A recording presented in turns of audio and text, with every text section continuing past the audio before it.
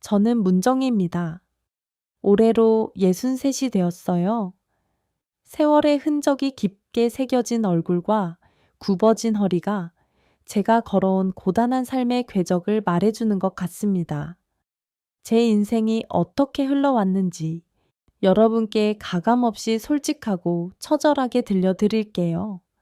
아마 많은 분들이 이 평범한 어머니의 마음속 외로움과 고독에 깊이 공감하실 거예요. 젊은 시절 저는 남편 김동진 씨와 함께 두 아들 민준이와 서준이를 키우며 너무나도 평범하고 소박한 삶을 살았죠. 하지만 제 마음속에는 늘 아이들만큼은 남부럽지 않게 키우겠다는 강렬한 소망이 불타고 있었습니다.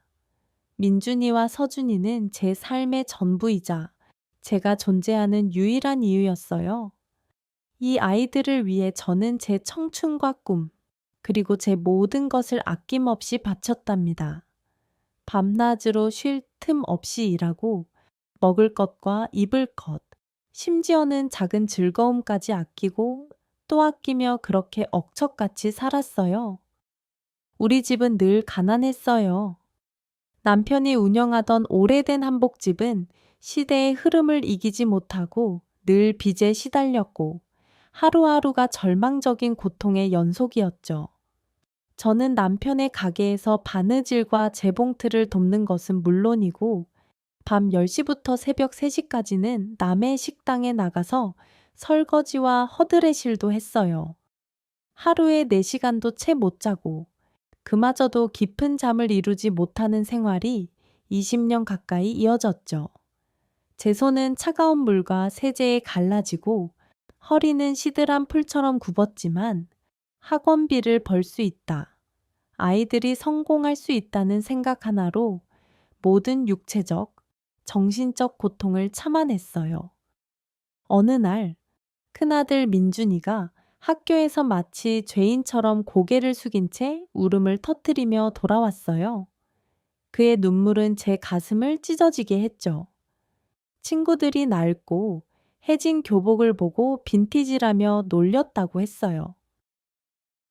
낡은 옷 때문에 세상의 잔인한 시선을 감당해야 했던 순진한 아들의 눈물.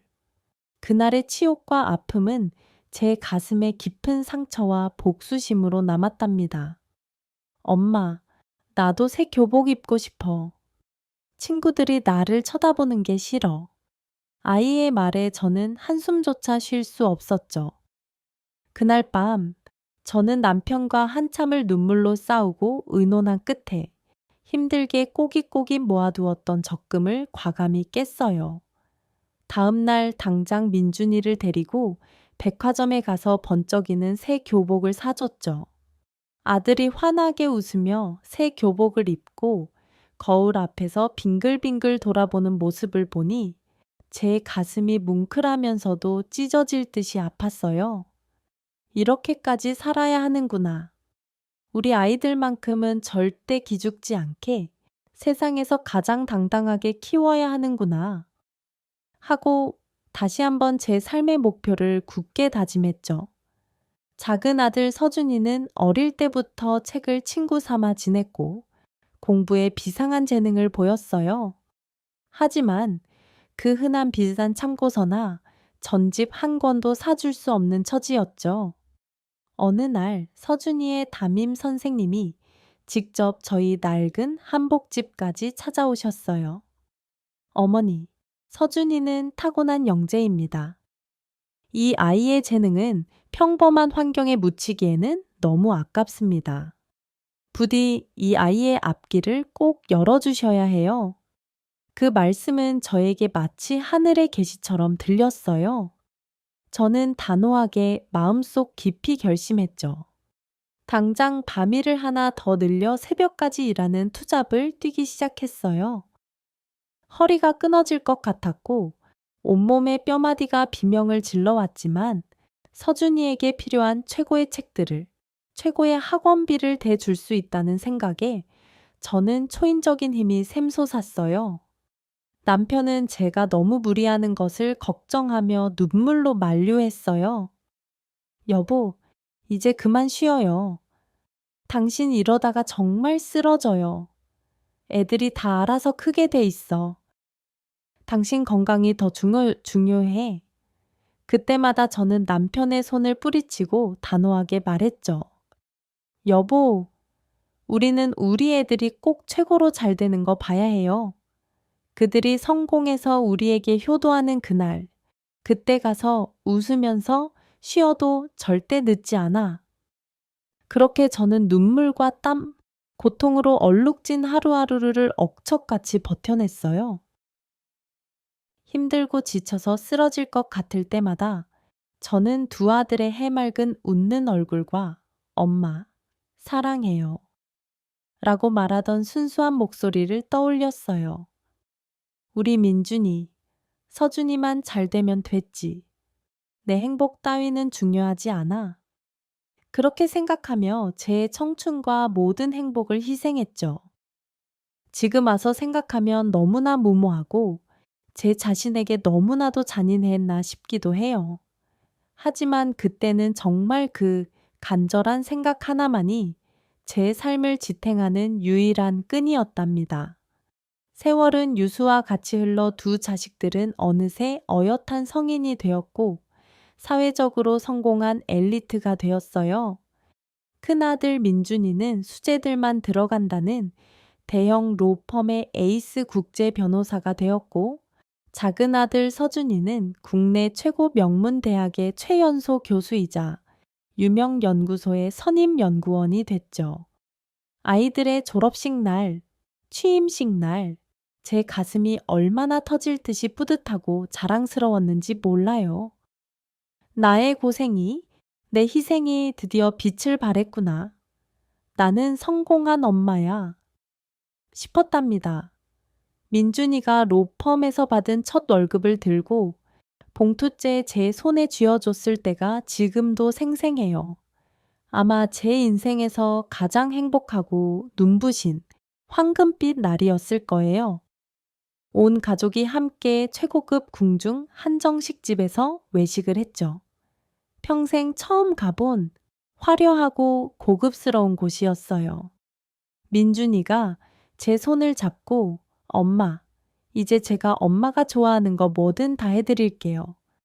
이제 엄마는 쉬세요 라고 말하는데 저는 북받치는 감동과 서러움의 굵은 눈물을 폭포수처럼 쏟아냈어요.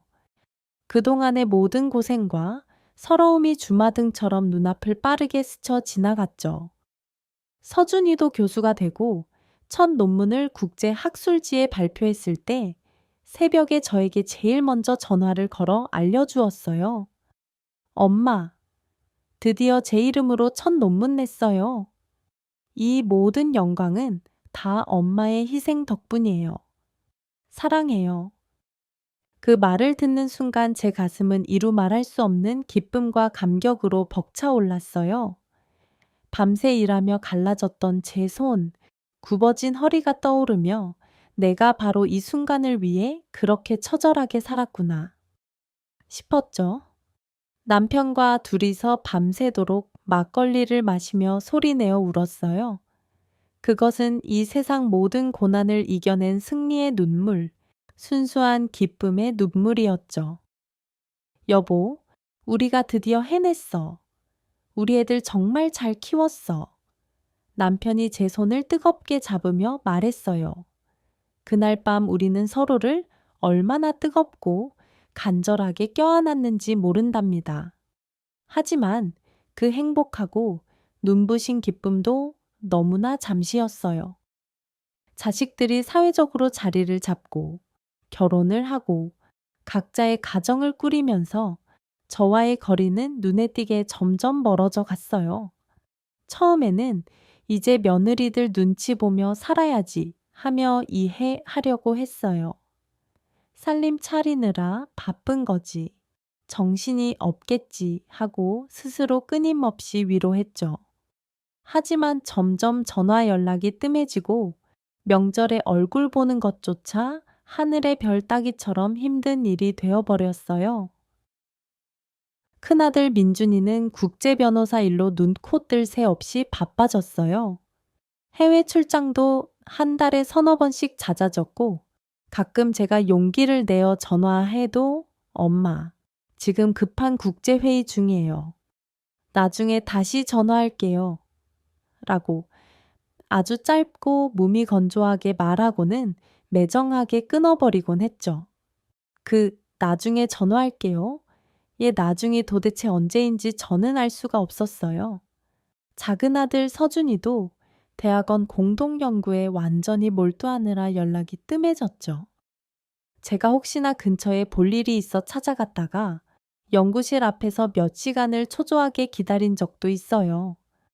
늦은 밤 지친 얼굴로 나오는 서준이를 보니 너무 반가워서 달려가 안아주려 했는데 서준이가 저를 보고는 인상을 찌푸리며 하는 말이 제 가슴을 산산조각 냈어요. 엄마, 왜 미리 연락도 없이 갑자기 오셨어요?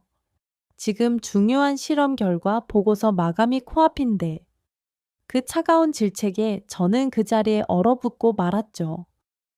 명절에 어렵게 온 가족이 모이면 아들들은 회사 일과 연구에 지쳐 피곤하고 짜증 섞인 기색이 역력했어요. 며느리들은 서로 싸늘하게 눈치를 보며 마치 의무를 이행하듯 억지로 얼굴만 마주치곤 했죠. 나중에 알고 보니 제가 없을 때 며느리들끼리 왜 이렇게 늦게 왔냐? 시어머니 밥상 차리기 싫다고 하면서 서로 심하게 다투기까지 했다는 거예요. 충격이었지만 저는 그래도 괜찮다고 억지로 스스로를 다독이며 위로했어요. 자식들 키우느라 다들 힘든 거지. 얼마나 힘들까. 하지만 마음 한 구석은 칼로 베인 듯 계속해서 쓰리고 아팠어요. 내가 혹시 그때 뭘 크게 잘못했나? 아니면 내가 이제 짐이 된 건가? 하는 자괴감 섞인 생각이 끊임없이 제 머릿속을 맴돌았죠. 밤마다 낡은 앨범을 꺼내 세월에 바랜 자식들의 어린 시절 사진을 보며 하염없이 울었어요. 그때는 제가 세상의 전부인 것처럼 저를 올려다보던 순수하고 간절했던 자식들의 눈빛이 너무나도 사무치도록 그리웠어요. 이제 와 생각해보면 남편이 저를 외롭게 떠나기 전부터였던 것 같아요. 제 마음 속에 작은 균열이 생기기 시작한 것은요. 하지만 그때는 정말 몰랐어요. 앞으로 제 남은 인생이 얼마나 처참하고 처절하게 바뀔지, 그리고 제가 어떤 가슴 아프고 단호한 선택을 하게 될지 그 당시에는 정말 상상조차 하지 못했답니다. 그날은 여느 날과 다름없는 평범하고 고요한 아침으로 시작됐어요. 남편은 늘 그랬듯이 일찍 일어나 신문을 꼼꼼히 보고 있었죠. 저는 부엌에서 소박한 아침 식사를 정성껏 준비하고 있었어요. 그때 갑자기 쿵 하고 귀를 찢을 듯한 크고 무거운 소리가 들렸어요. 온몸에 피가 역류하는 듯한 느낌에 놀라서 저는 거실로 미친 듯이 달려갔죠. 남편이 차가운 마룻바닥에 쓰러져 있었어요. 얼굴이 새파랗게 마치 밀랍 인형처럼 변해 있었고 이미 싸늘하게 숨을 거둔 듯 미동도 없었죠. 의식을 잃은 남편의 몸을 흔들며 저는 절규했어요. 심장마비였어요. 그 순간 제 세상은 완전히 산산조각 나 무너지는 것 같았어요. 구급차가 도착할 때까지 저는 얼마나 통곡하며 남편의 이름을 울부짖듯 불렀는지 모르겠어요. 여보, 눈 좀 떠봐요. 여보. 하지만 병원에 도착했을 때 이미 남편은 이 세상 사람이 아니었어요. 제 영혼의 절반을 잃은 듯한 상실감에 저는 넋을 놓았어요. 남편과 함께 했던 40년의 고단했지만 소중했던 세월이 주마등처럼 빠르게 스쳐 지나갔죠. 힘들고 외로울 때마다 말없이 든든하게 저를 지켜주었던 남편, 자식들을 위해 평생을 말없이 헌신하며 고생했던 나의 유일한 동반자. 이제 그 사람이 세상에 없다고 생각하니 저는 숨을 쉬는 것조차 불가능했어요. 장례식장에서 저는 눈이 퉁퉁 붓도록 울면서도 혹시나 늦게 올까봐 자식들을 초조하게 기다렸어요. 민준이와 서준이가 바쁜 일정을 쪼개 부랴부랴 달려왔죠. 하지만 그들의 얼굴에는 슬픔보다는 갑자기 일정을 취소해야 하는 현실에 대한 당혹감과 짜증이 더 크게 보였어요. 바쁜 회사 일, 연구 일정을 갑자기 취소하고 온 탓이겠지. 저는 그렇게 생각하며 제 아픈 마음을 간절하게 속여 위로했어요. 장례를 치르는 3일 동안 저는 슬픔에 잠길 겨를조차 없었어요. 쉴 틈 없이 조문객들을 맞이하고 음식을 준비하고 그 와중에도 저는 자꾸만 뒤를 돌아보았어요. 늘 제 곁에서 모든 굳은 일을 말없이 도맡아 하던 남편의 익숙한 뒷모습을 무의식적으로 찾게 되더라고요. 하지만 남편은 이제 그 어디에도 없었죠. 장례를 모두 마치고 저는 텅 비고 차가운 집으로 돌아왔을 때 그제야 냉혹한 현실이 온몸을 덮치는 듯 실감났어요. 텅 빈 거실, 남편이 아끼던 물건들, 그의 채취가 남아있는 모든 것이 제 가슴을 옥조에어 왔어요.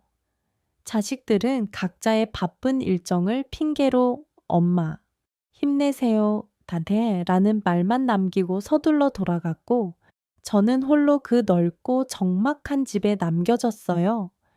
밤이 되자 외로움은 마치 살아있는 괴물처럼 더욱 깊고 크게 저를 덮쳤죠. 남편과 함께 보냈던 수많은 밤들, 잠들기 전 나누던 소소하고 따뜻한 대화들, 서로의 숨소리를 들으며 안심하고 깊이 잠들던 순간들. 이제 그런 행복하고 평화로운 날들은 다시는 오지 않겠구나 싶어 저는 소리 없는 통곡을 하며 밤을 지새웠어요. 다음 날 아침, 저는 남편의 남은 통장을 정리하러 은행에 갔어요. 그런데 너무나도 놀랍고 가슴 아픈 사실을 알게 되었죠. 남편이 빚에 시달리면서도 저 몰래 아주 오랫동안 꾸준히 비밀 적금을 부어왔더라고요. 오직 저와 자식들을 위해서요. 통장 메모란에는 남편의 서툰 글씨로 이렇게 적혀 있었어요. 정희 씨의 웃음과 행복한 노후를 위해 돈 따위 중요치 않아. 사랑하는 마음이 더 크니까. 그 순간 저는 은행 창구 앞에서 참았던 눈물을 미친 듯이 쏟아냈어요. 저를 위해 마지막까지 죽는 순간까지 헌신적인 사랑과 배려를 베풀어준 남편. 그동안 제가 얼마나 남편에게 무심했고 자식들에게만 모든 관심과 애정을 쏟아부으며 살았는지 뼈저리게 깨달았어요. 항상 잘난 자식들만 생각하며 남편의 외로움을 외면했던 이기적인 제 모습이 너무나 부끄럽고 원망스러웠습니다. 저는 울음을 삼키며 허겁지겁 집에 돌아와 남편의 마지막 유품들을 정리하기 시작했어요. 옷장 구석, 한복 자투리 속에 낡은 가죽 수첩 하나를 발견했죠. 떨리는 손으로 펼쳐보니 남편이 매일 자신의 진심을 담아 짧게 일기를 써 왔더라고요. 마지막 페이지에는 남편의 마지막 진심이 담긴 눈물 어린 유언이 있었습니다. 정희 씨, 나는 당신의 남편으로 정말 행복한 사람이었어. 당신과 함께했던 그 고단했지만 소중했던 시간들이 내 인생의 전부였지. 이제 내가 당신보다 먼저 먼 길을 가게 될 것 같아. 미안해. 하지만 나에게 아주 간절한 부탁이 하나 있어. 이제부터는 오직 당신 자신을 위해 살아줘. 그동안 자식들만 바라보며 당신의 빛나던 삶을 외면했잖아.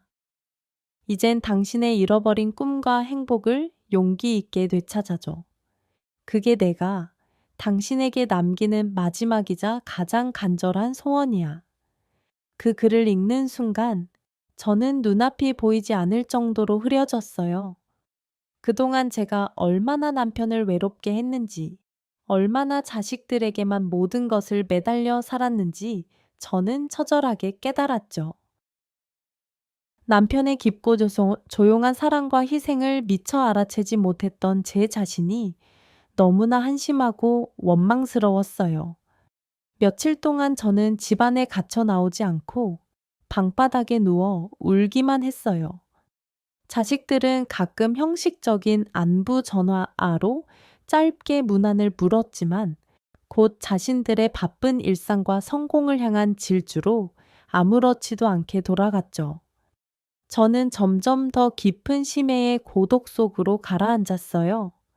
남편과 자주 가던 동네 시장에 오랜만에 혼자 나갔어요. 장을 보고 무거운 짐을 들고 집으로 돌아가는 길이었고 횡단보도를 건너려는 순간이었어요. 신호등이 초록불로 바뀌자 저는 힘없이 천천히 걸음을 옮겼죠. 바로 그때였어요. 귀가 찢어질 듯한 끼익, 쾅 소리와 함께 세상이 빙글빙글 돌더니 모든 것이 암흑 속으로 빠르게 사라졌어요. 정신을 차렸을 때는 이미 낯선 병원 침대 위였죠. 나중에 알고 보니 신호를 위반한 무서운 속도의 트럭이 저를 그대로 들이받은 거예요.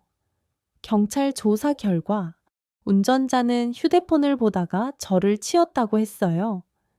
다행히 목숨은 건졌지만 다리가 크게 부러져 철심을 박았고 혼자 걷기 힘든 상태가 되었죠. 의사 선생님 말씀으로는 집중적이고 고통스러운 재활 치료를 꾸준히 받으면 6개월 정도 후에는 보조기 없이 스스로 걸을 수 있을 거라고 하더라고요. 병원에 홀로 누워 있으면서 저는 자식들의 따뜻한 얼굴과 다정한 위로가 너무나도 간절하게 보고 싶었어요. 하지만 그들은 일이 바쁘다, 해외에 있다는 냉정한 핑계만을 대며 병문안 한 번 오지 않았죠. 대신 큰아들 민준이가 비서실을 통해 최고급 간병인을 고용하여 저를 돌봐주고 있었어요. 어머니, 정말 죄송합니다. 제가 직접 가고 싶지만 급하게 국제소송 출장이 잡혀 있어서요. 간병인 아주머니가 최선을 다해 잘 돌봐드릴 거예요. 전화로 들은 민준이의 목소리는 너무나도 차갑고 사무적이었어요. 그 차가운 말에 제 가슴은 찢어지는 것 같았죠. 내 아들이, 내가 모든 것을 희생했던 내 아들이 이럴 줄은 꿈에도 몰랐는데. 작은 아들 서준이도 마찬가지였죠. 엄마, 정말 미안해요. 지금 해외 학회 발표 준비와 연구 과제 마감이 코앞이라 빠질 수가 없어요. 끝나면 곧바로 달려갈게요. 하지만 그 곧바로가 언제일지 저는 전혀 알 수 없었어요. 병실에 누워 하얀 천장만 하염없이 바라보며 지난 날들을 후회하며 돌이켜 봤어요. 자식들을 위해 제 청춘과 꿈을 바쳤던 나날들, 그들의 성공을 위해 제 행복을 포기했던 처절했던 순간들. 그런데 정작 제가 생사의 기로에서 가장 고통받으며 그들을 간절히 필요로 할 때 그들은 도대체 어디에서 무엇을 하고 있는 걸까요? 저는 끝없는 절망과 배신감에 몸부림쳤어요. 간병인 아줌마가 저를 안쓰럽게 위로해 주셨어요. 정희님, 너무 마음 아파하지 마세요. 요즘 세상이 다 그런걸요. 자식들 다 제 살기 바쁘고 정신없는 세상이에요. 너무 괴념치 마세요. 그 말에 애써 위안을 받으려 했지만 제 마음 한 구석은 칼로 후벼 파는 듯 계속해서 아팠어요. 재활 치료는 제가 상상했던 것보다 훨씬 더 극심하게 고통스럽고 힘들었어요. 물리치료를 할 때마다 온몸의 뼈마디가 비명을 질러왔죠. 하지만 저는 포기하지 않았어요. 내 힘으로 반드시 일어나야 해. 이제 더 이상 자식들에게 짐이 되거나 누구에게도 의지하지 말자. 저는 도끼 품고 단단하게 다짐했어요. 그렇게 고통과 노력 속에서 한 달, 두 달이 지나갔어요. 저는 보조기를 의지하며 조금씩, 아주 조금씩이지만 스스로 걸을 수 있게 되었죠. 하지만 여전히 자식들의 따뜻한 방문은 없었어요. 가끔 오는 무미건조하고 형식적인 전화 통화가 전부였죠. 퇴원하는 날, 병원 로비에서 우연히 아주 행복해 보이는 한 가족을 봤어요. 거동이 불편한 할머니를 온 가족이 정성껏 모시고 퇴원하는 모습이었어요. 손자로 보이는 아이가 환한 얼굴로 할머니의 휠체어를 조심스럽게 밀고 있었고, 젊은 부부는 할머니의 짐을 다정하게 들고 끊임없이 할머니에게 말을 걸었죠. 그들의 모습에서 저는 진정한 가족의 따뜻함과 깊은 사랑을 느꼈어요. 그 모습을 보는 순간 제 눈에서는 뜨거운 눈물이 본물 터지듯 쏟아져 나왔어요. 제 모습과 너무나도 극명하고 처절하게 대비되는 행복한 광경이었으니까요. 저는 혼자 택시를 잡아 타고 제 스스로 휠체어를 밀며 텅 빈 집으로 돌아왔어요. 집에 도착해 현관문을 열었을 때 차갑고 썰렁한 기운과 무거운 적막감이 저를 맞이했어요. 아무도 없는 텅 빈 집. 그리고 나는 이제 혼자 살아야 하는구나. 라는 냉혹한 현실이 저를 덮쳤어요. 방 안을 둘러보니 온통 침묵뿐이었죠. 남편과 함께 찍은 사진들, 자식들의 어린 시절 사진들이 벽에 걸려 있었지만 그저 차갑고 무의미한 액자로 느껴질 뿐이었어요. 부엌으로 가보니 냉장고에는 제가 입원해 있는 3개월 동안 상해버린 음식들이 악취를 풍기고 있었어요. 올해 내가 없는 동안 내 집을 아무도 신경 쓰지 않았구나. 저는 절망했어요. 식탁에 홀로 앉아 밥을 먹으려니 외로움에 목이 메어 도저히 음식을 넘길 수가 없었어요. 늘 시끌벅적하고 정겨웠던 그 식탁이 이렇게까지 조용하고 비참할 줄은 정말 몰랐어요. 텔레비전을 틀어놓고 소리라도 들으려 했지만 그마저도 제 공허함을 채워주지 못하고 텅 빈 메아리처럼 들릴 뿐이었죠. 밤이 되니 적막감은 더욱 밀려와 제 온몸을 짓눌렀어요. 옆자리에 없는 남편을 자꾸만 찾게 되고 자식들의 어릴 적 목소리가 사무치도록 그리워졌어요. 전화기를 들어 누군가에게 전화라도 걸고 싶었지만 막상 이 외로운 상황에서 누구에게 전화를 걸어 짐이 되어야 할지 몰랐어요. 잠을 이루지 못하고 밤새 뒤척이다 새벽녘에 일어났어요. 창밖으로 보이는 어둠 속에서 이웃집 불빛들이 하나둘씩 따뜻하게 켜지는 것을 보며 저는 또다시 하염없이 눈물을 흘렸어요. 모두가 가족과 함께 행복하게 아침을 맞이하겠지. 하지만 저는 그들과 완전히 달랐죠.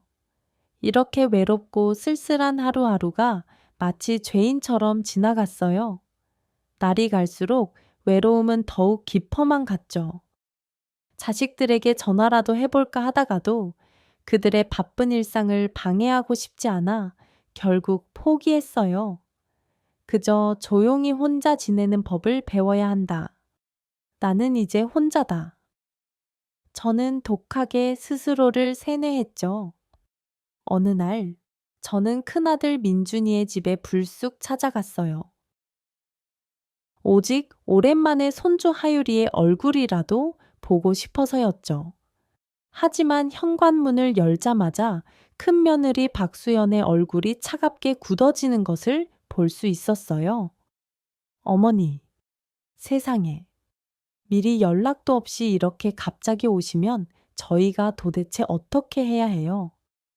지금 아무 준비도 안 되어 있는데 수연이의 날카로운 목소리에 제 가슴은 또다시 철렁 내려앉았어요. 하지만 저는 며느리의 차가움과 무례함에 애써 참고 견뎠어요. 손주 얼굴이라도 보면 이 외로움과 고독이 조금은 위안이 될 것 같아서요. 미안하다, 수연아. 그냥 우리 하율이 얼굴이 너무나 보고 싶어서. 손주요. 하율이 지금 입시학원 갔어요. 밤 10시가 넘어야 들어올 거예요. 발길을 돌리려는 저를 수연이가 마지못해 아주 못마땅한 표정으로 안으로 들이기는 했어요. 거실 소파에 앉아 있는데 수연이가 차가운 물 한 잔을 내밀더니 본론부터 꺼냈죠.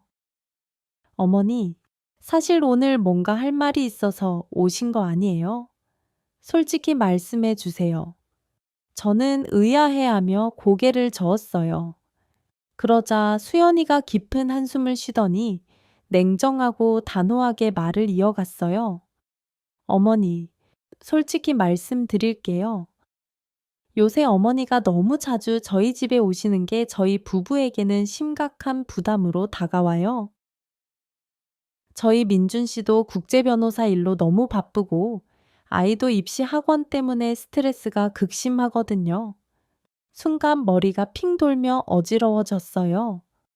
언제 내가 자주 갔다고 저러는 걸까? 지난 3개월 동안 겨우 2번, 그것도 전화 드리고 갔는데, 수연아, 내가 그렇게 자주 왔니? 난 그저, 어머니, 제발 제 말 오해하지 마세요. 저희 부부의 삶을 존중하고 이해해 주셨으면 좋겠어요. 어머니 세대와는 달리 요즘은 맞벌이 부부가 대부분이에요. 일도 해야 하고, 아이 교육도 시켜야 하고, 저희 정말 몸이 10개라도 모자랄 만큼 힘들어요. 수연이의 차가운 말에 제 가슴은 억장이 무너지는 것 같았어요. 내가 너희들 키우느라 얼마나 피눈물 흘리며 살았는데 너희는 그걸 모르는구나. 알겠다. 수연아, 내가 너무 철이 없고 이해가 부족했구나. 앞으로는 꼭 미리 전화드리고 네가 허락할 때만 올게. 그렇게 말하고 힘없이 일어섰어요. 돌아서려는 저에게 수연이가 마지막으로 비수를 꽂는 한마디를 더 하더라고요. 그리고 어머니, 제발 하유리 옷이나 장난감 같은 거 저희 취향에 맞지 않는 거 사 오지 마세요. 저희가 알아서 최고급으로 다 해줄 테니까요. 그 말에 저는 분노와 슬픔이 뒤섞여 눈물이 왈칵 쏟아질 뻔했어요. 저는 겨우 참고 억지로 미소를 지으며 초라하게 그 집을 나섰죠. 다음 날 저는 작은 아들 서준이네 집으로 발걸음을 옮겼어요.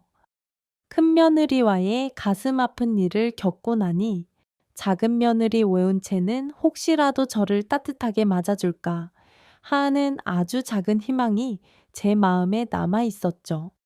하지만 은채는 현관 앞에서 팔짱을 끼고 차가운 눈빛으로 서 있더라고요. 어머니, 왜 또 오셨어요? 혹시 또 무슨 큰일이라도 있으세요? 은채의 싸늘하고 경계하는 목소리에 저는 너무나 놀랐어요. 하지만 애써 밝게 미소를 지으며 대답했죠. 아니, 아니. 그냥 지나가는 길에 우리 예린이 얼굴이 보고 싶어서 들렀단다. 예린이요? 예린이 지금 피아노 영재 학원 갔어요. 어머니, 제가 분명히 지난번에 문자로 보냈잖아요. 앞으로 연락 없이 불쑥 오지 말라고요. 그 말에 저는 당황스러움을 넘어선 충격에 휩싸였어요. 문자? 나는 그런 문자를 받은 적이 없는데. 은채야, 나? 정말 미안한데, 나 그런 문자 못 받았어. 내가 혹시 그때 정신이 없어서 다 못 봤나 보네. 은채가 신경질적인 한숨을 쉬더니 단호하게 말했어요. 어머니, 이제 그만하세요. 저희 부부의 사생활과 가정을 제발 존중해 주셨으면 좋겠어요. 저희도 어머니를 시어머니로서 존중하고 있잖아요. 존중이라고? 내가 너희들에게 뭘 그렇게 잘못했니? 어머니, 솔직히 제 진심을 말씀드릴게요. 어머니가 자꾸 저희 살림의 사소한 부분까지 간섭하시는 게 저희는 너무나도 불편하고 스트레스예요. 음식이 너무 짜다. 예린이 옷이 얇아서 감기 걸리겠다. 남편은 왜 새벽까지 일하냐? 그런 말씀 들을 때마다 저희 부부는 극심한 정신적 스트레스를 받아요. 순간, 저는 참을 수 없는 분노와 억울함이 치밀어 올랐어요. 내가 너희를 걱정해서, 사랑해서 하는 진심 어린 말을 간섭이라니. 너희들 어릴 때는 내 말이 세상의 법칙이었는데, 이제는 늙은 엄마의 말은 듣기 싫은 잔소리가 된 건가? 은채야, 내가 너희를 걱정해서 하는 말이야. 너희들 어릴 때는 은채의 얼굴도 분노와 불만으로 붉어졌어요. 어머니, 그때와 지금은 완전히 시대가 달라요. 저희도 다 성인이고 저희 나름의 육아 방식과 삶의 철학이 있어요. 어머니 방식이 옳다고 굳게 생각하시겠지만 세상이 많이 변했어요. 격렬한 말 다툼이 오고 갔어요. 서로 가슴속에 묻어두었던 비수 같은 말들을 모두 쏟아내고 나니 깊은 침묵과 무거운 한숨만 공간을 채웠죠. 은채야. 그래?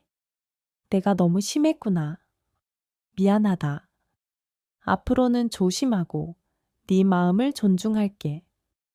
저도 죄송해요. 어머니. 하지만 정말 부탁드려요. 저희 가정을 존중해 주셨으면 좋겠어요. 저희만의 방식대로 살게 내버려 두세요.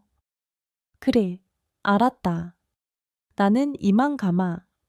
그렇게 말하고 힘없이 돌아서는데 은채가 마지막으로 더욱 날카로운 한마디를 던지더라고요. 그리고 어머니, 제발 예린이한테 옛날 얘기는 더 이상 하지 말아주세요. 할머니 어렸을 때는 가난해서 이랬다, 저랬다. 그런 얘기 들으면 예린이가 혼란스러워하고 저희 아이 기죽잖아요. 그 말에 제 가슴은 말 그대로 산산조각이 났어요. 제가 모든 것을 희생했던 제 삶의 고단한 이야기, 제 소중한 경험이 손주에게는 혼란을 주는 구시대의 잡음처럼 취급된다는 사실에 저는 절망했어요. 집으로 돌아오는 길, 제 머릿속은 너무나 복잡하고 혼란스러웠어요. 내가 정말 그렇게 이기적이고 나쁜 시어머니였을까? 내 진심을 왜 아무도, 내 자식들조차 몰라주는 걸까?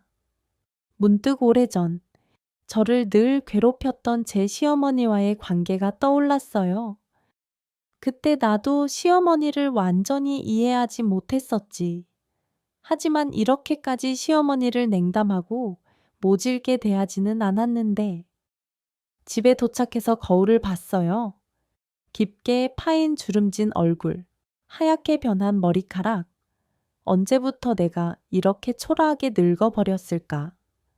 자식들 키우느라 정신없이 제 삶을 헌신하다 보니 어느새 저도 모르는 사이에 인생의 황홍이에 들어선 거예요. 며느리들과의 다툼을 겪고 나니 세상이 정말 많이, 너무나도 냉정하고 빠르게 변했다는 것을 뼈저리게 실감했어요. 제가 살아온 방식, 제가 옳다고 굳게 믿었던 희생하는 부모상이 이제는 자식들의 세상에서는 통하지 않는 낡은 유물이 되어버린 거죠. 이제 이 황홀기에 나는 어떻게 홀로 살아가야 할까? 막막해졌어요. 이제는 그토록 사랑했던 자식들의 가정에서조차 환영받지 못하고 오히려 불편함을 주는 쓸모없는 존재가 되어버렸으니까요. 며느리들과의 가슴 아픈 다툼 이후 저는 점점 더 깊고 어두운 심연의 우울 속으로 무섭게 빠져들기 시작했어요. 처음에는 그저 기분이 좋지 않고 잠이 오지 않는 정도였죠. 하지만 시간이 지날수록 그 감정은 더욱 짙고 무거운 늪처럼 저를 잠식해 갔어요. 아침에 눈을 뜨는 것 자체가 너무나 힘든 고통이 되었어요. 따뜻한 이불 속에 웅크리고 누워 있으면 세상과 단절된 것 같아 그나마 마음이 편해졌죠. 하루 종일 침대에서 나오지 않고 넋을 놓고 지내는 날도 많아졌어요. 내가 왜 이 고통을 감수하며 살아야 하는가? 무엇을 위해 이 무의미한 생명을 유지해야 하는가? 강렬하고 어두운 의문이 꼬리에 꼬리를 물고 들기 시작했어요. 식욕도 완전히 사라졌어요. 예전에는 가족들을 위한 요리를 즐거움으로 삼았지만 이제는 부엌에 들어가는 것조차 온몸의 기운이 빠져 힘들어졌죠. 냉장고에는 며칠 전에 사온 신선했던 음식들이 상해서 악취를 풍기고 있었어요. 가끔 배가 너무 고파서 뭔가를 억지로 먹으려고 해도 한 입 먹고 나면 외로움과 서러움에 목이 메어 더 이상 음식을 넘길 수가 없었어요. 잠도 제대로 잘 수가 없었어요. 밤새도록 뒤척이며 내가 얼마나 고독한가를 곱씹다가 새벽 몇 시가 되어서야 겨우 잠깐 잠이 들곤 했죠.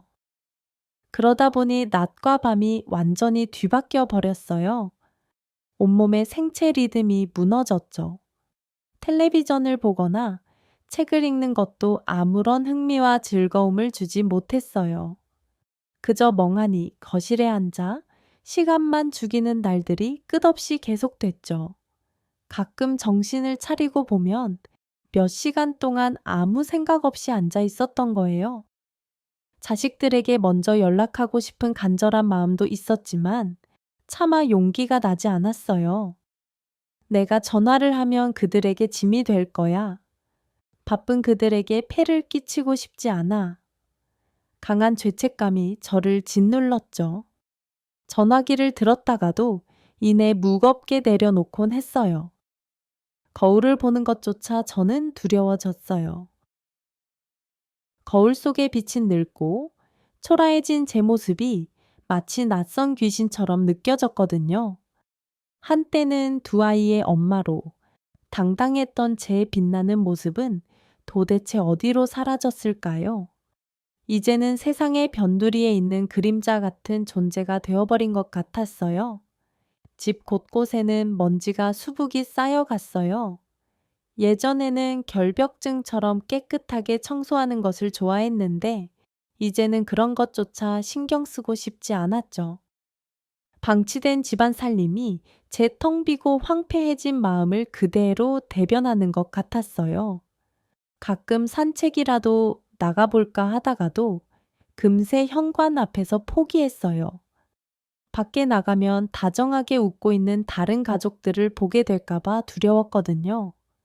그들의 행복한 모습을 보면 제 비참한 처지가 더욱더 극명하게 느껴질 것 같았어요. 유일하게 저에게 아주 작은 위안과 과거의 향수를 주는 것은 오래된 가족 사진이었어요. 자식들이 어렸을 때 남편과 함께 행복하게 웃으며 찍은 사진들을 보며 옛날을 하염없이 회상하곤 했죠. 하지만 그마저도 곧 그 굵은 눈물과 회한으로 번지고 말았어요. 다시는 돌아갈 수 없는 아름다운 과거이자 잃어버린 행복이라는 걸 알기에 더욱 가슴이 미어지도록 아팠어요. 어느 날 저는 우연히 옷장을 정리하다가 젊었을 때 썼던 오래된 일기장을 발견했어요. 20살, 결혼 직전에 제가 쓴 일기였죠. 그 안에는 훌륭한 한복 디자이너가 될 거야. 사랑하는 남편과 함께 행복하게 살 거야와 같은 밝은 희망과 꿈으로 가득 찬 제 모습이 있었습니다. 세상을 다 가진 것처럼 행복해 하던 그 시절의 저를 보며 지금의 제 초라하고 절망적인 모습과 얼마나 다른지 처절하게 비교하게 됐어요. 나는 왜 이렇게 됐을까? 그 순간 눈물이 멈추지 않았어요. 잠들기 전 문득 섬뜩하고 위험한 생각이 들었어요. 내일 아침에 눈을 뜨지 않으면 이 모든 고통과 외로움이 끝날까? 그 생각을 하자 이상하게도 제 마음이 고요하고 편안해지더라고요. 모든 고통과 슬픔에서 영원히 해방될 것 같았어요. 하지만 곧 그런 무서운 생각을 했다는 것에 대해 저는 스스로 놀라고 깊이 두려워졌죠.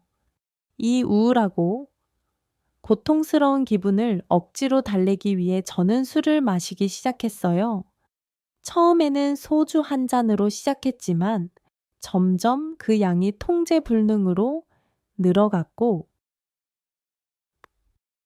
술을 마시면 잠깐 동안이나마 모든 고통과 슬픔, 자식들에 대한 미련을 잊을 수 있었거든요.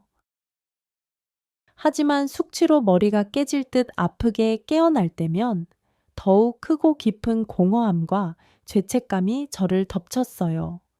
몸도 점점 쇠약해져 갔어요. 식사를 제대로 하지 않고 술에 의존하다 보니 체중이 급격히 줄었고, 심각한 영양불균형으로 어지러움과 구토를 자주 느꼈죠. 하지만 병원에 가서 제 상태를 누군가에게 드러낼 엄두도 나지 않았어요. 누군가에게 짐이 되고 싶지 않다. 혼자서 이 고통을 감당해야 한다. 저는 독하게 버티려 했죠. 가끔 옛 친구들에게서 정겨운 안부 전화가 왔어요. 하지만 그들의 연락을 받는 것조차 너무 부담스럽고 피하고 싶었어요. 그들과 이야기를 나누면 행복해 보이는 그들의 삶과 대비되는 제 비참한 처지가 더욱 초라하게 느껴질 것 같았거든요. 그래서 저는 점점 사람들과의 모든 연락을 스스로 끊고 세상과 단절된 삶을 선택했어요. 집안에 혼자 있으면 이상하고 어두운 생각들이 더욱 선명하게 떠올랐어요. 내가 이대로 조용히 사라지면 누가 찾을까? 얼마나 지나야 사람들이 내가 없다는 걸 알아차릴까? 이런 어둠의 생각들이 제 머릿속을 맴돌았죠. 그리고 그 답을 생각할 때마다 제 가슴은 더욱 아파왔어요.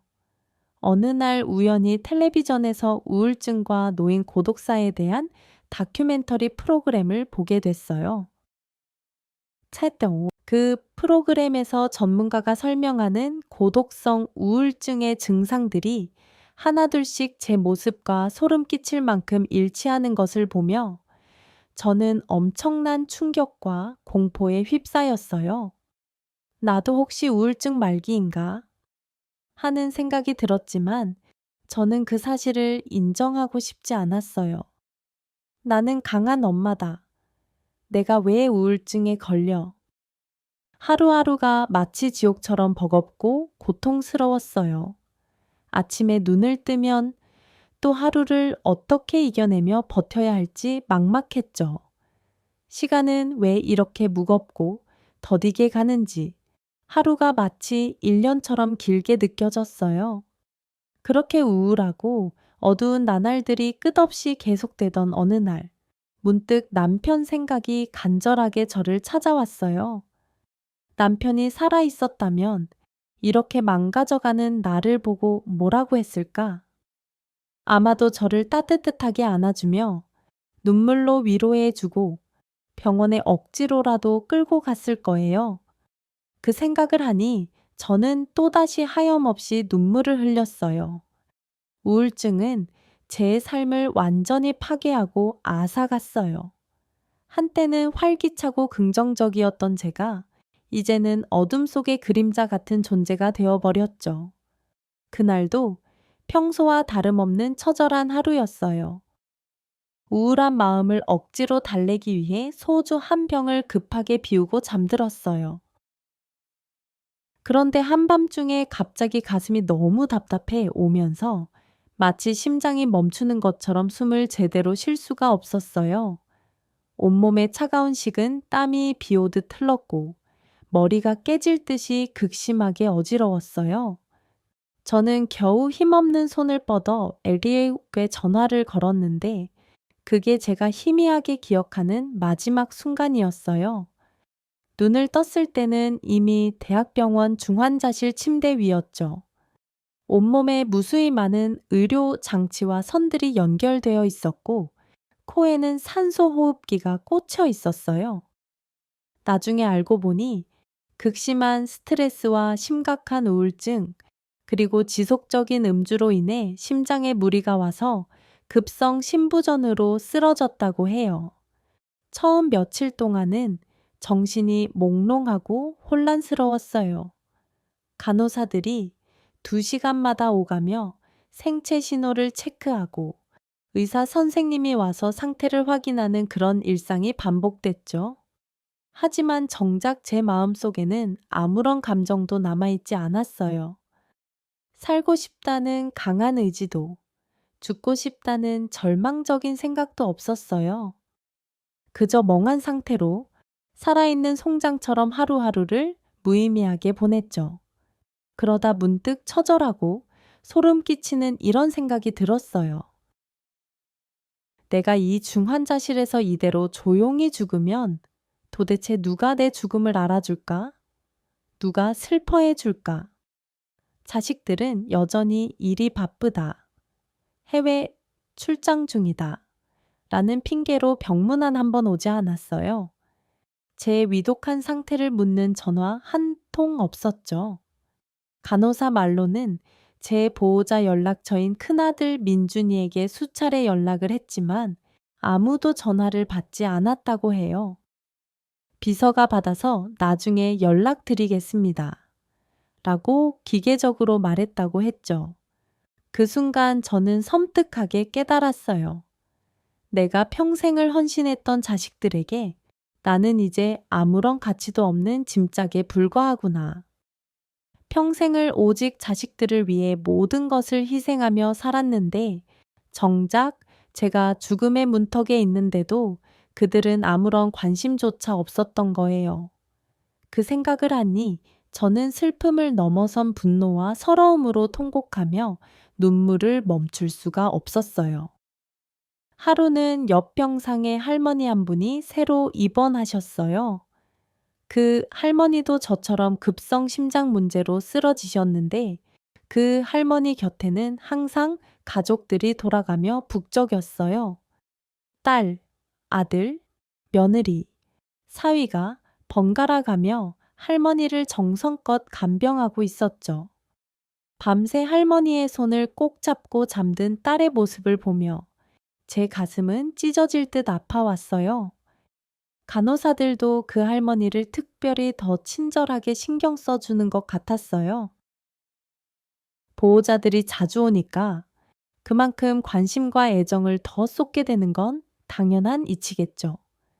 반면 저는 찾아오는 사람 하나 없는 세상에서 가장 외롭고 버려진 환자일 뿐이었어요. 어느 날 밤, 갑자기 그 할머니의 심장 상태가 급격히 나빠졌어요.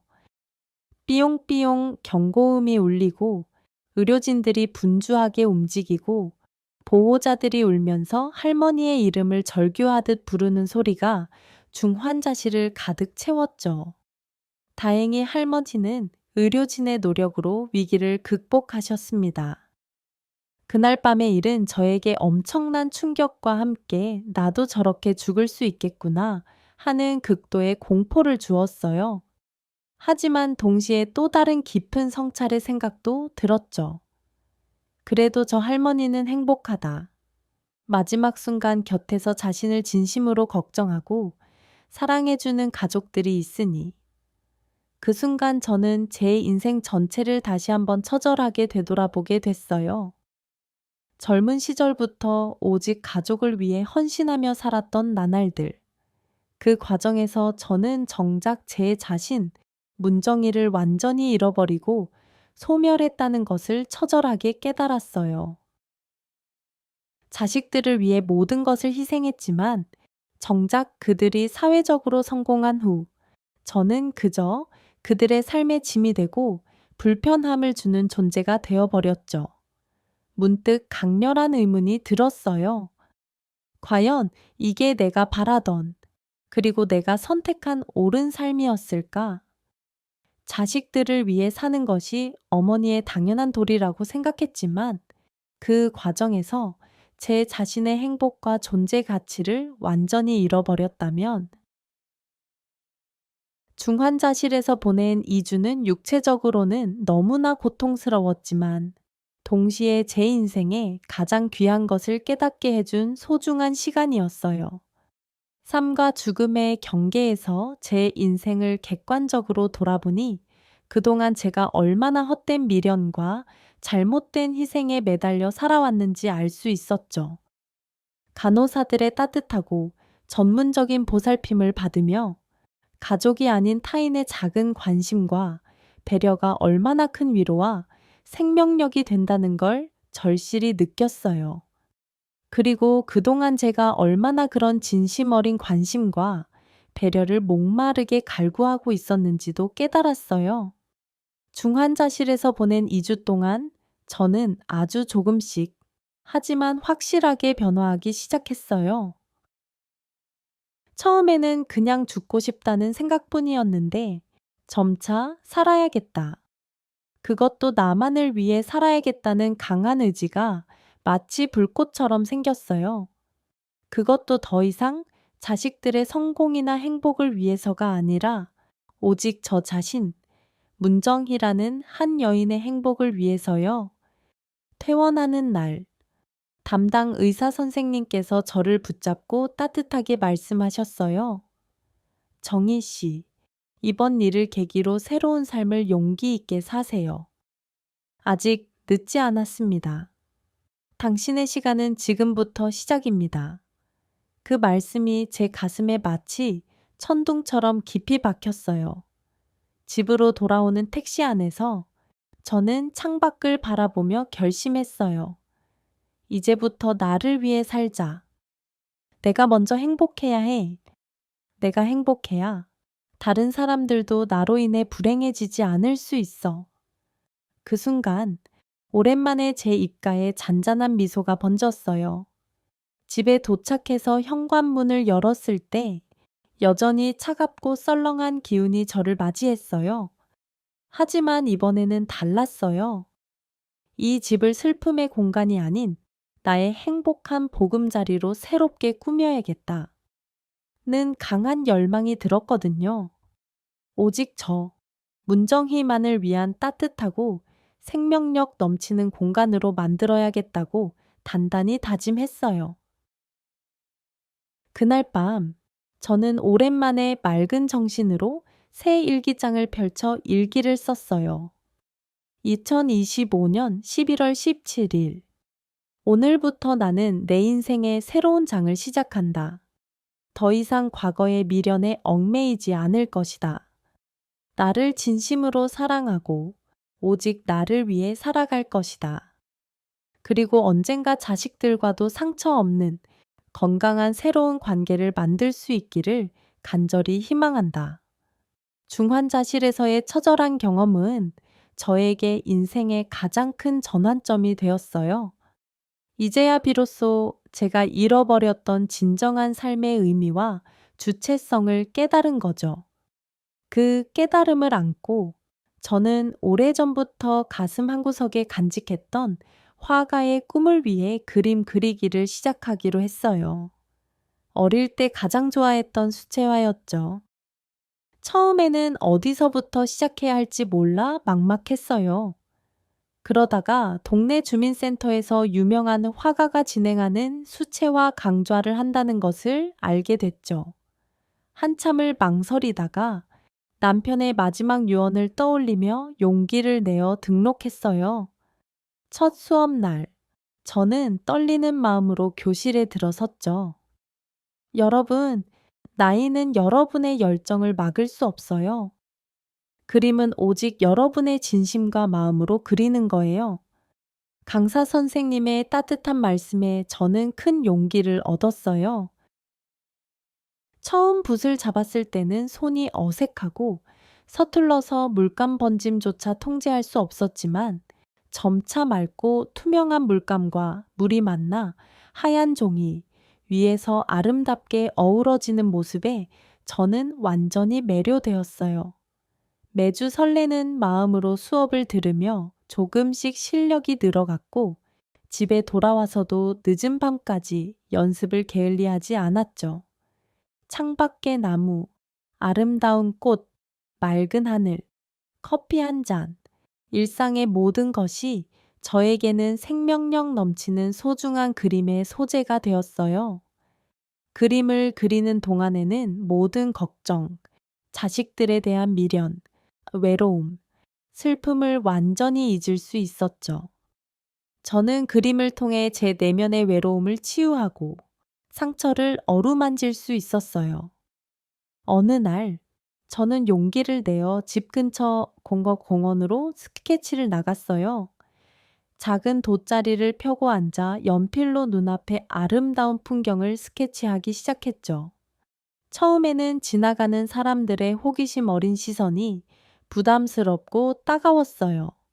하지만 점차 그림에 깊이 집중하다 보니 주변의 모든 것이 신경 쓰이지 않았어요. 할머니, 지금 뭘 그리고 계세요? 와, 신기하다. 갑자기 들려온 맑고 천진난만한 어린아이의 목소리에 저는 깜짝 놀랐어요. 고개를 들어보니 초등학생 정도로 보이는 남자아이가 호기심 가득한 눈으로 저를 바라보고 있었죠. 할머니가 저기 아름다운 연못이랑 헤엄치는 귀여운 오리들을 그리고 있단다. 우와, 정말 사진처럼 똑같고 멋져요. 저도 그림 그리는 거 엄청 좋아해요. 아이와 그림에 대한 이야기를 나누다 보니 저도 모르게 얼굴에 환한 웃음꽃이 피어났어요. 그 순간 깨달았죠. 그림은 단순히 노년의 취미를 넘어 내가 세상과 단절되지 않고 소통하는 따뜻한 창구가 되어 주고 있구나. 그날 이후 저는 일주일에 2번씩 공원에 나가 그림을 그리기 시작했어요. 때로는 다른 어르신들이 다가와 저에게 그림 노하우에 대해 이야기하거나 때로는 공원에 놀러 온 젊은 가족들이 와서 제 그림을 구경하고 칭찬해 주기도 했죠. 그렇게 그림이라는 매개를 통해 제 삶의 새로운 인연들과 따뜻한 교류가 마법처럼 생겨갔어요. 집에 돌아와 그날 그린 그림을 거실 벽, 남편이 보던 신문 옆에 조심스럽게 걸어두곤 했어요. 서툴지만 제 진심과 정성을 다해 그린 그림들을 보며 저는 스스로 큰 뿌듯함과 생명의 활력을 느꼈죠. 그림을 그리기 시작한 이후 제 외롭던 일상에 활기가 넘치기 시작했어요. 아침에 눈을 뜨면 오늘은 어떤 색을 써서 무엇을 그릴까? 설레는 마음으로 하루를 시작하게 되었죠. 그림은 저에게 단순한 취미 이상의 아주 깊은 의미를 가지게 되었어요. 그것은 제 인생이라는 하얀 도화지에 아름답고 찬란한 새 페이지를 채워가는 희망의 색연필이자 새로운 삶의 설계도가 되었죠. 앞으로 어떤 새로운 그림들을 더 그리게 될지, 어떤 새로운 소중한 경험들을 하게 될지 기대가 되었어요. 저는 이제 비로소 제 인생이라는 도화지 위에 저만의 아름다운 그림을 용기 있게 그려나가고 있으니까요. 추석 명절 당일, 모두가 가족과 함께하는 날이었지만 제 그림 그리기는 여전히 이어졌어요. 자식들 보고 싶지도 않고 너 어차피 명절에도 나한테 올 리도 없을 테니까. 저는 평소처럼 혼자 공원에서 그림을 그리고 있었는데 갑자기 큰아들 민준이에게 전화가 왔어요. 목소리가 몹시 당황한 듯 했어요. 어머니, 지금 도대체 어디세요? 전화를 왜 안 받으세요? 어디에 있든 네가 알 바 아니야. 왜 전화했니? 지금 저희가 어머니 뵈러 급히 가고 있어요. 고속도로 정체 때문에 늦었지만 30분이면 도착해요. 필요 없어. 다시 돌아가. 네, 뭐라고요? 당장 너네 집으로 발길 돌려 돌아가. 그게 무슨 말씀이세요? 어머님? 저희 지금 친정에 가려다가 어머님 먼저 뵈러 가는 건데요. 기껏 왔는데 왜 이러세요? 돌아가라면 돌아가. 너네 꼴도 보기 싫어. 다시 한번 단호하게 말할게. 당장 차 돌려 돌아가. 어머니, 왜 갑자기 화를 내시는지 저희가 도저히 모르겠어요. 혹시 병원에 계실 때 무슨 큰일이라도 있으셨어요? 무슨 일? 너희들이 나한테 무슨 비참한 일을 했는지 정말 기억도 안 나. 저희가 혹시 뭘 잘못했는지 잘 모르겠어요. 어머니, 일단 저희를 용서하세요. 무슨 일인지는 모르겠지만 정말 진심으로 죄송합니다. 무슨 일인지 모른다고 용서 같은 소리 하고 있네. 지금 와서 형식적인 용서는 무슨 소용이니? 너희가 내가 중환자실에 쓰러져 있을 때 날 어떻게 대했는지 벌써 잊었어? 한 번이라도 진심으로 나를 찾아왔어? 전화 한 통 진심으로 했어? 평생을 오직 너희 뒷바라지 하느라 내 허리 굽고 내 손발이 닳도록 고생하며 살았는데 이게 내가 받아야 할 대접이야? 명절 때마다 오는 것도 귀찮아하는 너희 며느리들의 싸늘한 눈치. 나는 이제 너희에게 짐이 된 쓸모없는 폐품 같은 존재가 된 거야. 난 그저 너희에게 따뜻한 사랑과 관심, 그리고 엄마 수고했어요 라는 말 한마디를 받고 싶었을 뿐이야. 근데 너희에게는 그것마저도 엄청난 사치였나 보네. 이제 와서 명절이니까 의무감에 뭘 어쩌겠다고? 너무 늦었어. 나도 이제 나만을 위한 새로운 삶을 살 거야. 너희 없이도 나는 외롭지 않아. 오히려 지금보다 더 행복하고 자유로울지도 몰라. 그동안 너희 눈치 보느라 너희의 성공에 방해될까봐 못한 것들, 이제는 내가 당당하게 다 해볼 거야. 어머니, 저희가 변호사 일, 교수 일 때문에 바쁘면 못 찾아갈 수도 있지. 너무 잔인하시네요. 이제 저희가 효도 좀 제대로 해보겠다는데 서준이도 지금 고속도로 타고 오고 있대요. 뭐가 그렇게 바쁘니? 지 엄마가 급성 신부전으로 중환자실에 쓰러져 있는데도 안 기어와. 내가 너희를 위해 내 인생 전체를 다 바쳤는데 너희 학비 대느라 밤낮 없이 피곤하게 일했던 거 기억 안 나?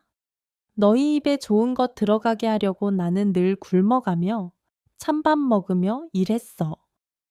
너희 아버지가 돌아가셨을 때 내가 너희 앞길 막힐까봐 목 놓아 울고 싶어도 눈물도 못 흘리고 혼자 속으로 피눈물을 삼켰어.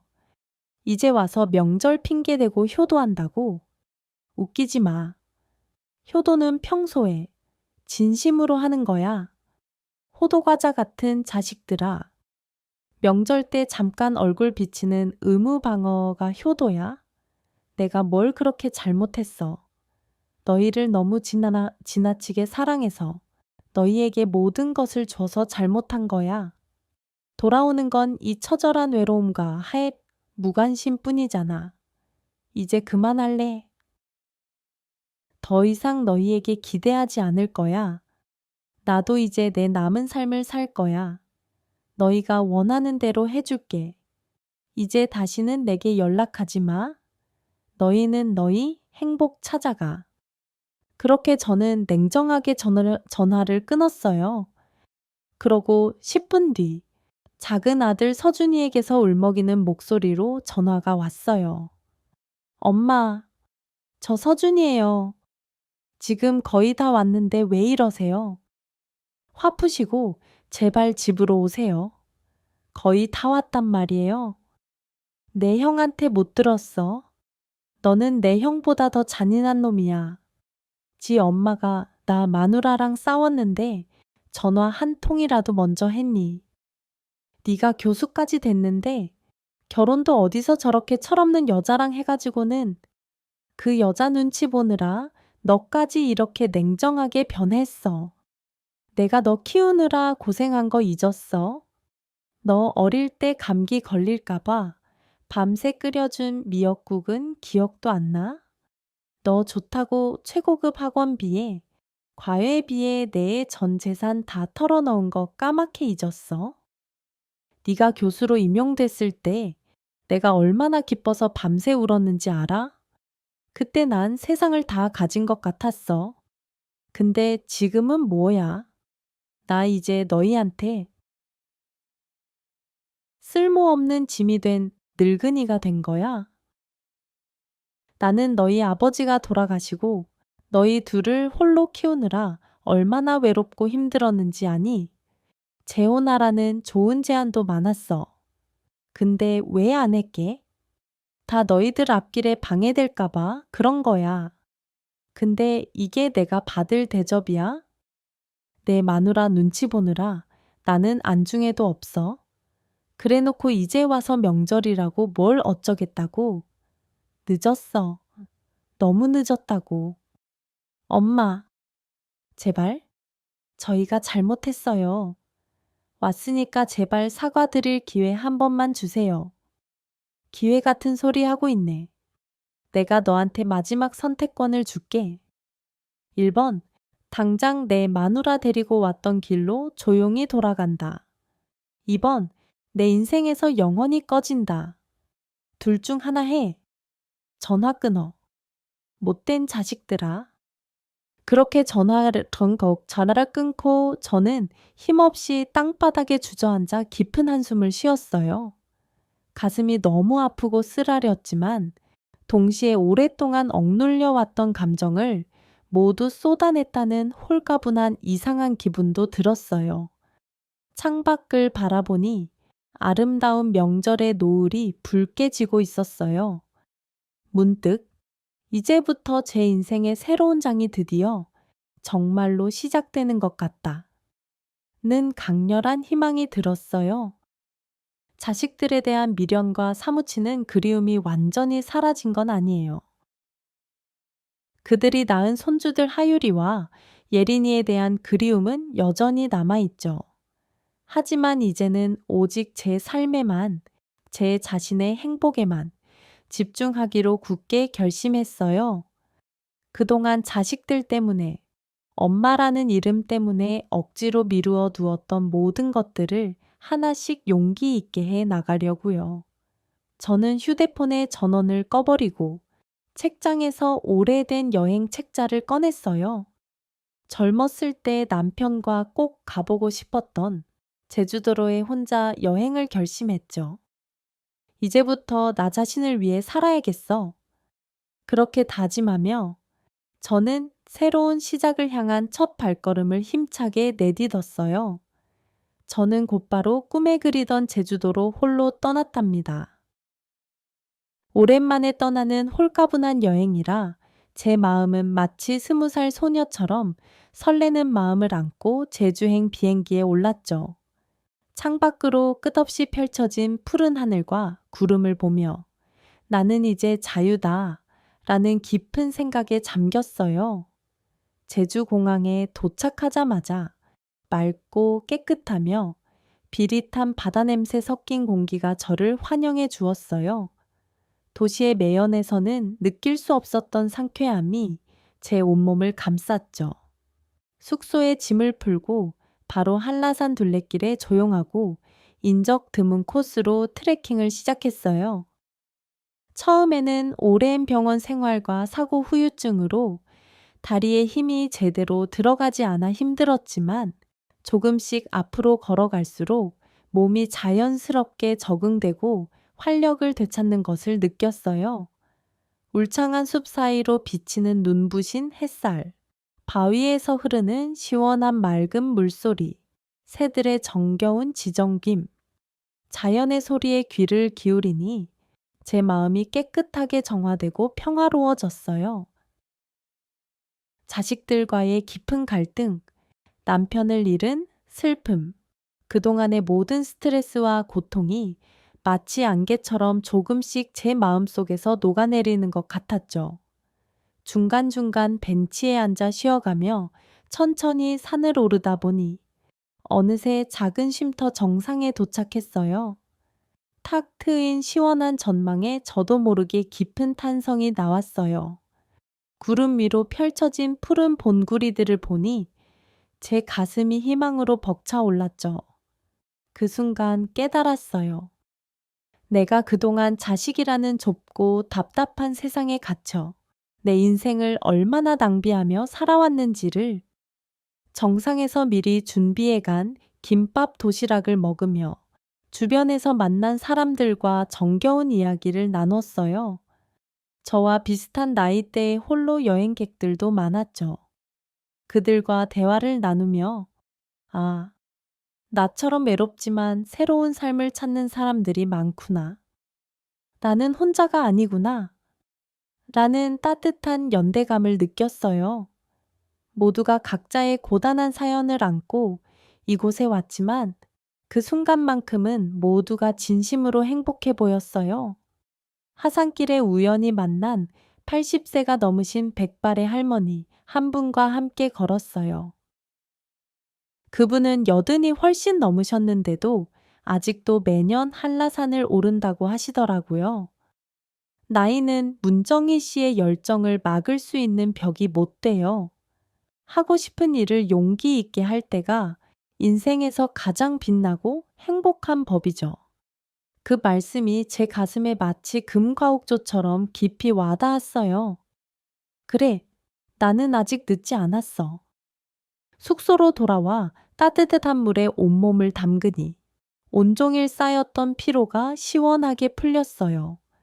창밖으로 보이는 보석 같은 밤하늘의 별들을 보며 깊은 생각에 잠겼죠.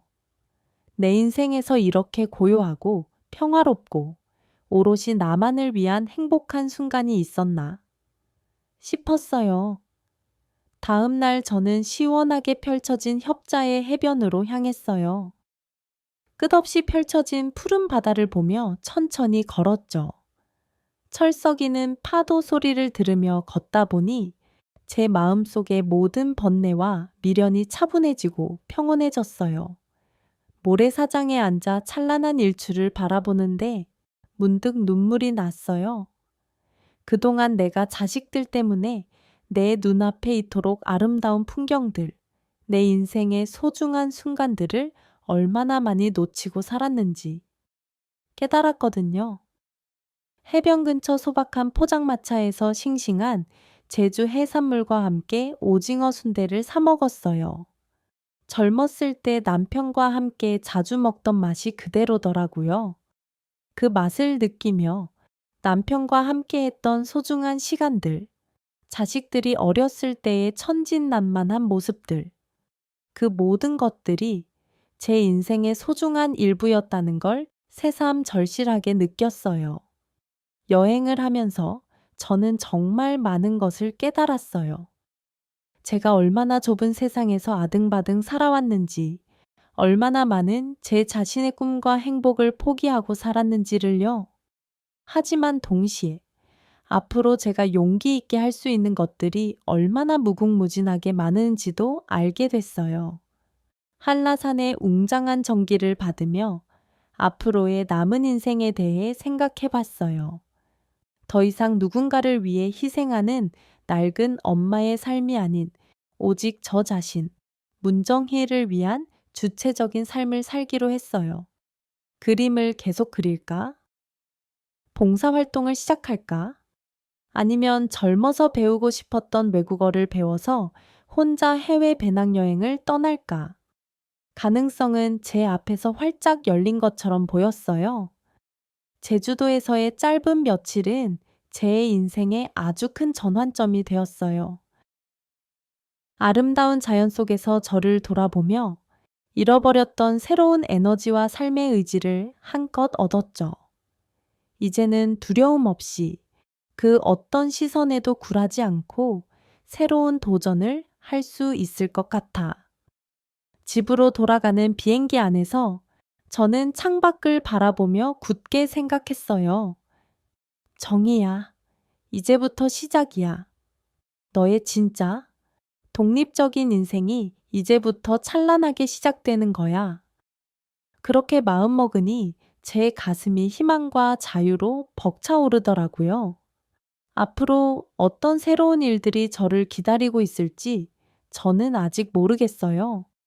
하지만 한 가지 확실한 건 저는 더 이상 누군가의 엄마나 할머니의 역할에 갇혀 사는 것이 아닌 당당한 문정이로 살아가게 될 거예요. 나를 사랑하고 나를 위해 살아가는 새로운 인생을 시작할 거예요. 그리고 그 용기 있는 여정이 너무나 기대되고 설레요. 제주도 여행을 모두 마치고 집으로 돌아왔어요. 고요한 집 안에서 지난 일들을 다시 돌아보니 복잡하면서도 홀가분한 감정이 밀려왔어요. 자식들과 연락을 완전히 끊는다는 건 결코 쉬운 결정이 아니었어요. 평생을 바쳐 키운 제 생명과도 같은 자식들인데, 하지만 지금은 이게 저와 자식들 모두에게 가장 옳은 선택이었다고 저는 확신해요.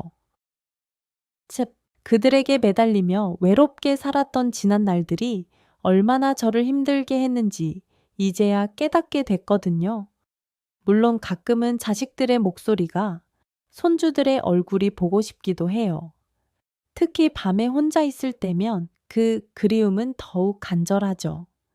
옛날 사진을 보면서 눈물을 흘릴 때도 있어요. 하지만 그럴 때마다 저는 제 자신을 단호하게 다잡아요. 문정이, 정신 차려.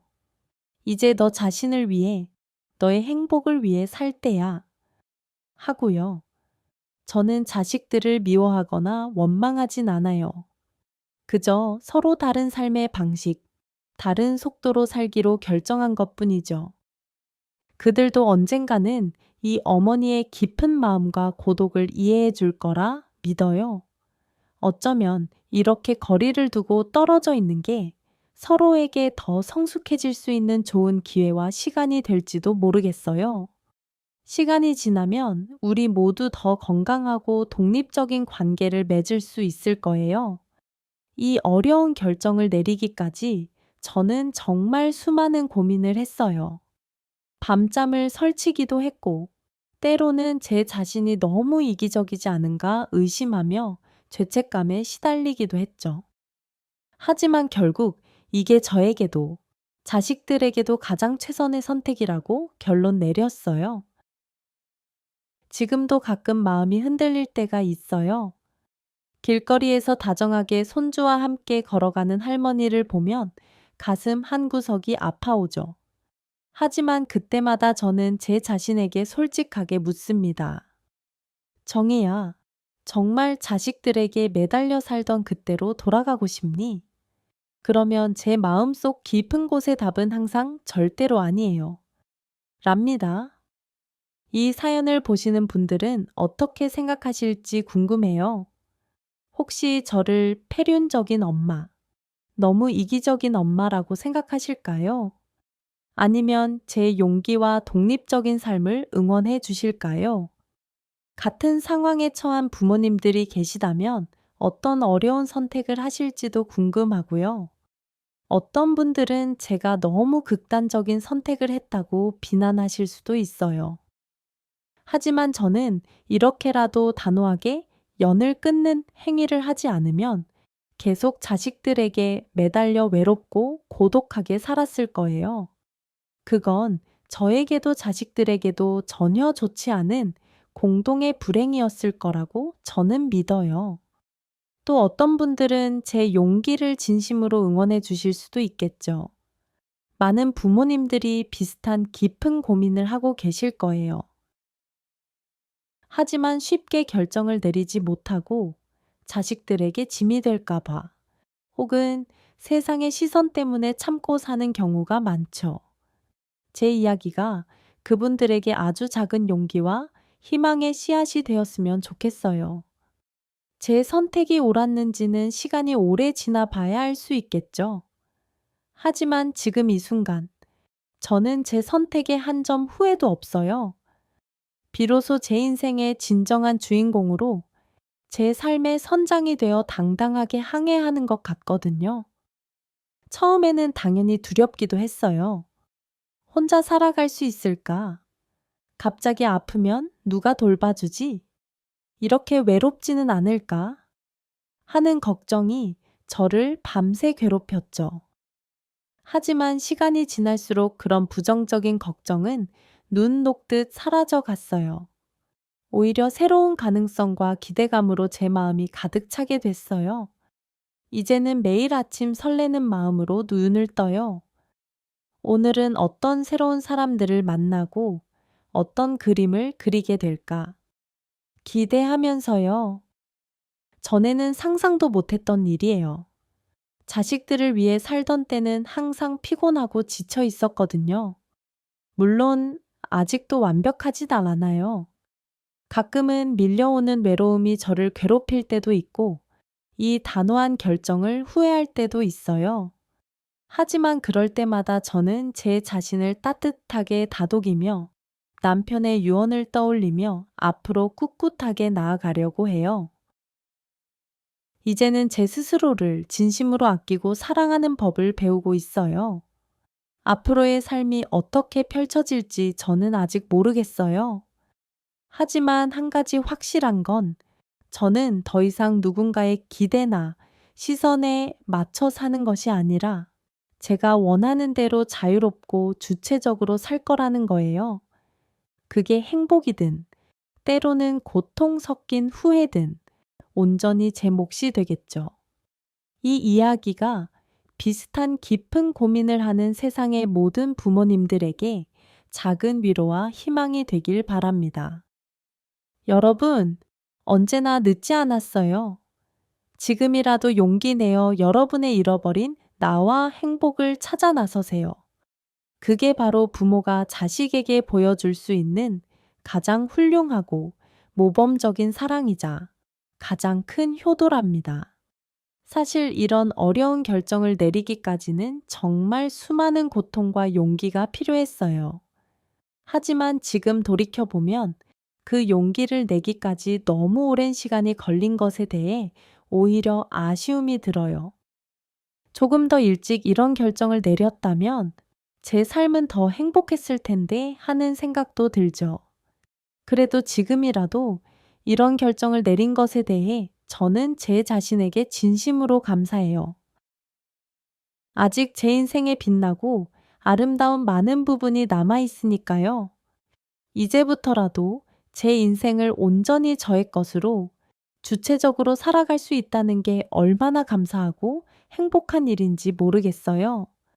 이 사연을 들으시는 분들 중에는 저를 완전히 이해하지 못하는 분들도 계실 거예요. 특히 자식에게 모든 것을 헌신해야 한다는 전통적인 가치관을 가진 부모님들은 더 그러실 것 같아요. 하지만 저는 이분들에게 이렇게 말씀드리고 싶어요. 부모로서의 책임과 도리를 다하는 것과 자신의 행복과 주체적인 삶을 찾는 것은 절대로 상충하는 문제가 아니라고요. 둘 다 중요하고 둘 다 충분히 가능하다고 믿어요. 앞으로 제 삶이 어떻게 변할지, 자식들과의 관계가 어떻게 새로운 방향으로 전개될지는 아직 모르겠어요.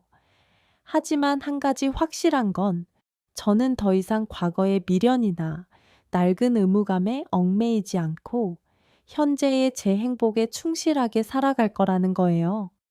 그리고 그 아름다운 과정에서 저는 진정한 평화와 행복을 찾을 수 있을 거라 믿습니다. 여러분도 자신의 행복을 위해 용기를 내세요. 늦었다고 생각하지 마세요.